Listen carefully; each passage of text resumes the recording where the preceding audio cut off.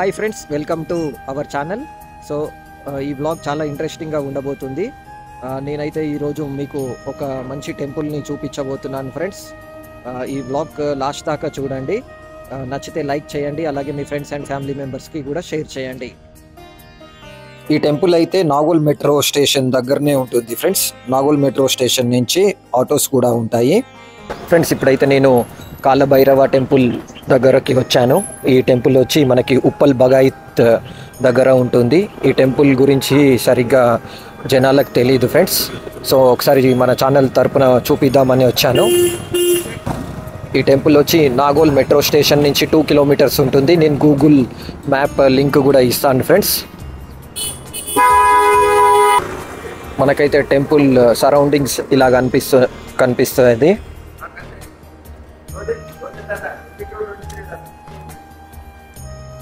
ఇప్పుడైతే ఇంకా టెంపుల్లోకి వెళ్ళిపోదాం. ఈ టెంపుల్ అయితే చాలా పాత టెంపుల్ ఫ్రెండ్స్.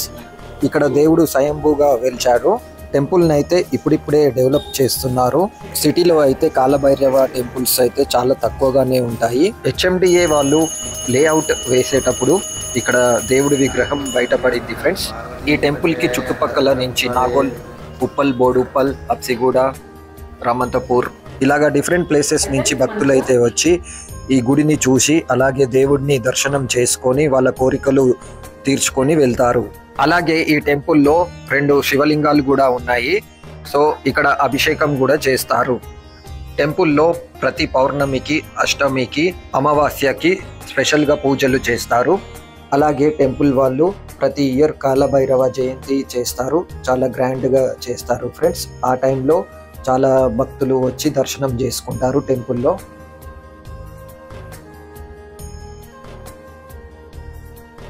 అలాగే అందరికీ ఈ కాలభైరవుడి ఆశీస్సులు వారికి, వారి కుటుంబ సభ్యులకి అందరికీ ఉండాలని నేను మనస్ఫూర్తిగా కోరుకుంటున్నాను.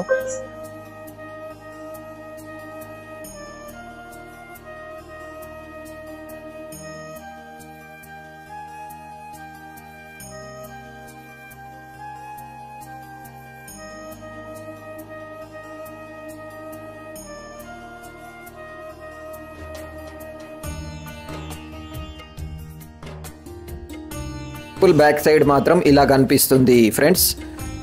అలాగే HMDA వాళ్ళు టెంపుల్ కోసం 1000 గజాలు అలొకేట్ చేశారు ఫ్రెండ్స్. ఒకసారి అయితే ఈ టెంపుల్ అయ్యగారితోని మాట్లాడదాము. అయ్యగారు కొంచెం టెంపుల్ గురించి. ఈ పురాతన టెంపుల్ అండి, వాళ్ళు ఇప్పటిది కాదు. ఇది దాదాపు 100 సంవత్సరాల పైనే ఉంటుంది. ఇప్పుడు 100 సంవత్సరాల వాళ్ళని అడిగినా మా చిన్నతప్పటి నుంచి మేము చూసామంటారు వాళ్ళు. ఇది ఏంటంటే ఎప్పుడు పూర్వం ఎప్పుడో ఒకరు చేశారో, యోగులు చేశారో, లేకపోతే ఋషులు చేశారో, లేకపోతే రాజులు చేశారో తెలియదు. కానీ ఇది మన మీద చెక్కబడి ఉంది. అది ఎట్లా వచ్చిందో ఎవరికీ తెలియదు. ఇది అంతకుముందు ఏంటో పూర్వం ఇక్కడ ఒక ఊరు ఉండేది. ఆ ఊరు ఈ వరదలు రావడం, ఈ కాలాంతరాల వల్ల ఈ ఊరు పైకి వెళ్ళిపోయింది. ఇక్కడ ఇది మాత్రం ఉండిపోయింది. ఇదంతా చెట్లు మలిచి, పొట్టలు మలిచి అని బాగా జంగిల్లా ఉండేది అనమాట. ఎప్పుడైతే HMD వాళ్ళు లేఅవుట్ వేశారో అప్పుడు ఇది బయటకు వచ్చింది. రోడ్లు గిడ్లు వేసాక దారి వచ్చిందాక అయితే ఇక్కడ గడ్డి కోసిన వాళ్ళకి, చూసే వాళ్ళకి తెలుసు ఇక్కడ ఉందని. అని ఏదో ధనం పెట్టిన ఆగిరిపో తెలియదు. కానీ పబ్లిక్ రావడానికి అవకాశం ఉండేది కాదు. పెద్ద పుట్టలు, చెట్లు ఉండేవి. ఏదో పెద్ద పాము కూడా ఉండేది ఇక్కడ. అప్పుడప్పుడు కనబడుతుంది, ఇప్పుడు ఉండేది కాదు. ఏమైనా టెంపుల్లో ఎప్పుడైనా ఏదైనా డేస్లో స్పెషల్ పూజలు కానీ అలా ఎప్పుడైనా? అమావాస్యకి హోమం ఉంటుంది, అష్టమికి హోమం ఉంటుంది. రోజు ఆదివారం, అమావాస్య, అష్టమి, 2 అష్టమిలో, బహుళాష్టమి, శుద్ధాష్టమి, అమావాస్యకి అభిషేకాలు ఉంటాయి. అభిషేకాలందరూ పాల్గొనవచ్చు. డిసెంబర్ 22, 23 కాలభైరవ జయంతి ఉంది. 2 రోజులు శతకటాభిషేకం ఉంటుంది, హోమాలు ఉంటాయి. తర్వాత స్వామిని ఊరేగింపుగా తీసుకెళ్ళి తీసుకేస్తారు. మార్నింగ్ టైంలో, ఈవినింగ్ టైం ఊరేగింపు మార్నింగ్ టైం హోమాలు ఉంటాయి. 22వ తారీఖు శతకాభిషేకం అని 100 జంటలతో అభిషేకం ఉంటుంది. టికెట్ ఇట్లా తీసుకోవాలా ముందు? టికెట్ ఉంటుందండి, 1116 టికెట్ ఉంది. 2 రోజులకి కలిపి హోమాల్లో కూడా పాల్గొనవచ్చు. 100 మందికే అవకాశం, ఎక్కువ మందికి లేదు. ఓకే, థ్యాంక్ యూ అయ్యారు. ఫ్రెండ్స్, ఈ టెంపుల్లో ఏదైనా కోరిక కోరుకొని గూష్మాండా దీపం వెలిగిస్తే ఆ కోరిక వితిన్ 11 డేస్లో తీరుతుంది. చాలా మంది భక్తులు అయితే వచ్చిన వాళ్ళు, కోరిక తీరిన వాళ్ళు ఇక్కడికి వచ్చి ఈ కూష్మాండ దీపం వెలిగించి వెళ్తారు. ఈ టెంపుల్ గురించి చాలా బాగా తెలిసిన వ్యక్తి వెంకటేశ్వరరావు గారు. సో ఒకసారి మనం ఈ టెంపుల్ హిస్టరీ గురించి మాట్లాడి తెలుసుకుందాము. ఎప్పుడు డెవలప్ చేశారు, ఎలా కనుక్కున్నారు ఇక్కడ విగ్రహం ఉందని? శ్రీ మహాగణాధిపతి నమః, సరస్వతి నమః, మేధా దక్షిణామూర్తి నమః, శ్రీ కాలభైరవ దేవతాయ నమః. ఇది చాలా పురాతనమైనది. ఇక్కడ రైతులు వాళ్ళు చేసుకునే వాళ్ళు కానీ ఎవరికి తెలియదు. ఇదంతా పొలాలు, పంట పొలాల్లో ఉండేది కాబట్టి ఎవరికి తెలియదు. ఆ పంట పొలాల్లో వచ్చే రైతులు మాత్రమే చూసుకునేవాళ్ళు, వాళ్ళే చేసుకుని వెళ్ళిపోతూ ఉండేవాళ్ళు కానీ బయటకు ఎవరికి తెలియదు. ఇది 2021 నుంచి బయటకు వచ్చింది. ఇది ఉప్పల భగాయతనిది హెచ్ఎండిఏ వెంచర్ వేసినప్పుడు ఇది బయటపడింది. ఇక్కడ రైతులు వీళ్ళందరూ మాకు ఇక్కడ కాలభైరు ఉన్నారు, మాకు ఈ స్థలం కావాలని చెప్పి కేటాయించారు. గవర్నమెంట్ కూడా ఒక 1000 గజాల స్థలం కేటాయించి అక్కడి నుంచి స్టార్ట్ అయింది. ఆ టైంలో ఇక్కడ ఉన్నటువంటి లక్ష్మణు, ఇతని పేరేంటి సంజీవ్, వీళ్ళందరూ కూడా ఆదివారం సోమవారం నాడు వాళ్ళ దాచినటువంటి ద్రవ్యాలు చేసి ఏదో రోజు ఉండి లేక చేసుకుంటున్నారు.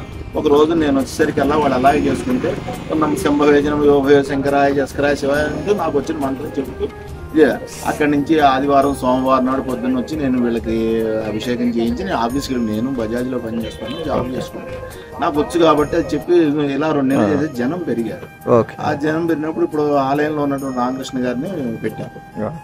ఆయన మా అన్నయ్యే అని పెట్టాము. తర్వాత దినదినాభివృద్ధి. ఈ ఆలయంలో 3 విషయాల్లో ఎక్కడికి వెళ్ళినా జరిగిన పని 3 విషయాల్లో ఇక్కడి నుంచి ఇక్కడికి వచ్చిన 11 రోజుల్లో పని అయిపోతుంది. 8 రోజుల్లోనే అయిపోవాలి, లేకపోతే 11వ రోజు ఖచ్చితంగా అవుతుందని మాత్రం స్పష్టంగా చెప్తాను.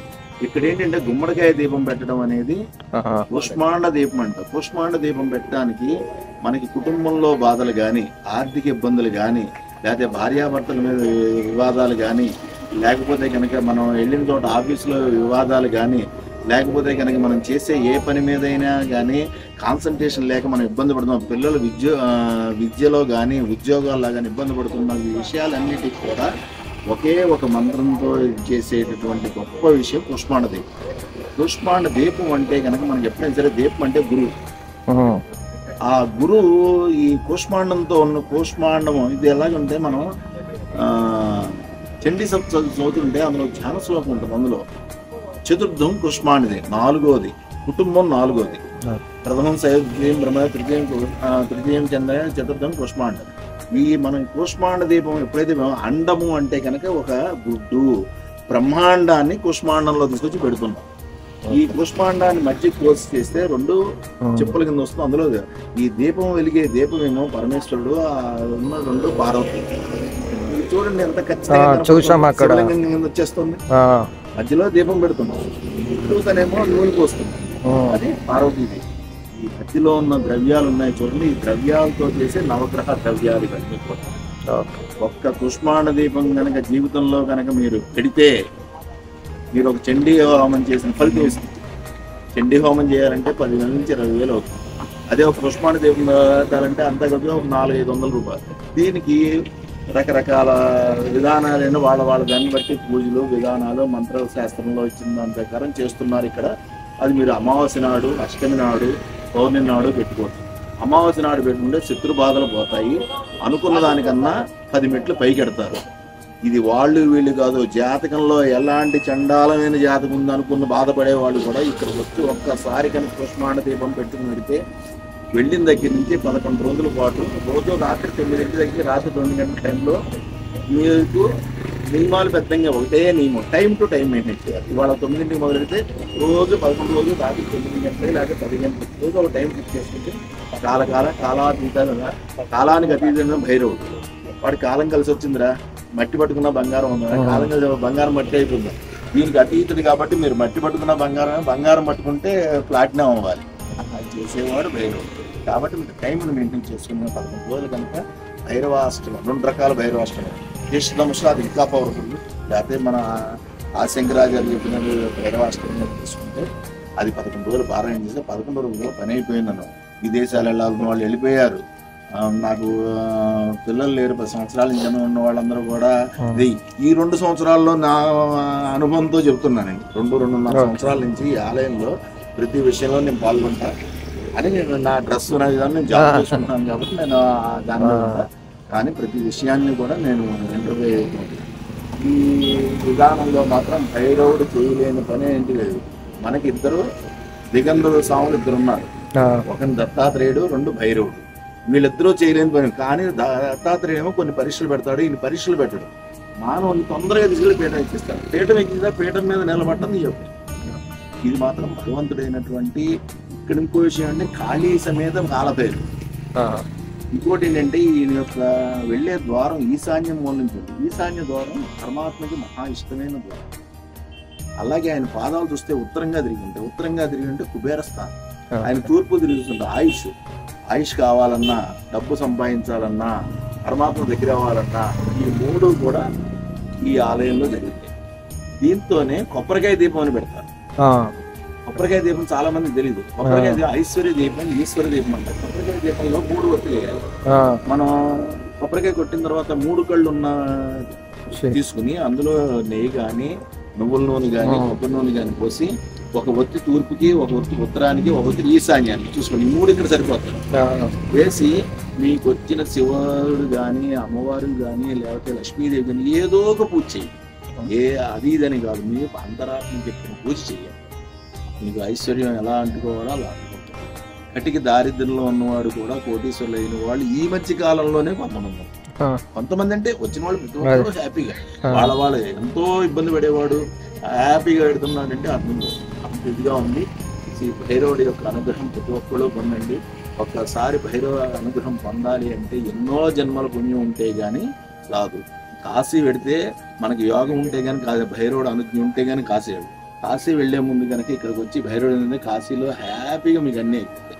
ఇది మాత్రం పరమాత్మ ఇచ్చినటువంటి అవకాశాన్ని సర్వదా అందరూ ఉపయోగించుకుని మీరు, మీ కుటుంబాలు, మీ పిల్లలు అందరూ బాగుండాలని కోరుకుంటూ సర్వదా శ్రీ భైరవాయ నమః. Thank you sir. ఫ్రెండ్స్, టెంపుల్కి వచ్చినందుకు అయితే నాకు చాలా హ్యాపీగా ఉంది. అందరూ బాగుండాలని నేను కోరుకున్నాను. టెంపుల్ గురించి మా మరదలు ప్రియాంక అండ్ మా తమ్ముడు చైతన్ చెప్పారు. సో నేను అందుకే విజిట్ చేశాను. ఇక్కడ మన ఇంటి దగ్గరలోనే ఉంటుంది అని వాళ్ళకి చెప్పినందుకు థ్యాంక్ యూ చెప్తున్నాను మన యూట్యూబ్ ఛానల్ తరపున.